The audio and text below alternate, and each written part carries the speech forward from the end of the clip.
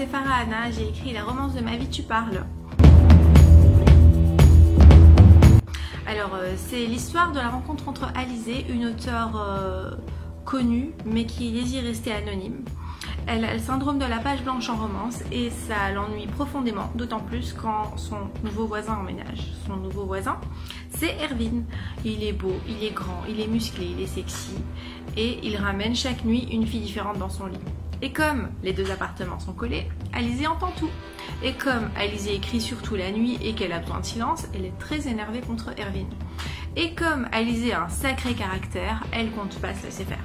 Sauf qu'Erwin, en plus de ne pas avoir la langue dans sa poche, et pareil, il a un sac, voire de séduction. Je vous présente mes héros. Alizée, c'est une auteure dans plusieurs domaines, elle est best-seller, elle cartonne tout, mais elle n'arrive plus à écrire de romance et elle a une sacrée pression. Elle est un peu ermite, elle sort pas de chez elle, elle aime pas les gens, elle est grincheuse, elle est un peu cynique, elle est complexée, parce qu'Alizée n'a pas un corps parfait. Et elle a une sacrée fierté aussi. Ce qui jouera dans sa relation avec Erwin. Erwin, c'est le prototype du héros de romance. Il est beau, sexy, musclé,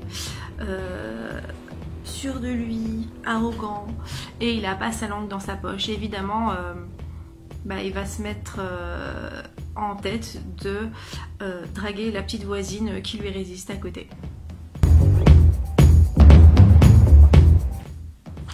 Je les aime tous les deux beaucoup, mes personnages, mais Erwin, c'est le mec qui dans la vraie vie me fait vraiment kiffer parce qu'il se contente pas juste d'être beau, arrogant, etc. Il est chouette, il est drôle, et puis au fond, il est gentil, il a des valeurs. Donc ça a été vraiment un kiff de l'écrire. Pour l'anecdote, je ne peux pas en parler dans cette vidéo, elle concerne Erwin, elle est plutôt croustillante. Par contre, vous pourrez la lire dans les remerciements à la fin du bouquin.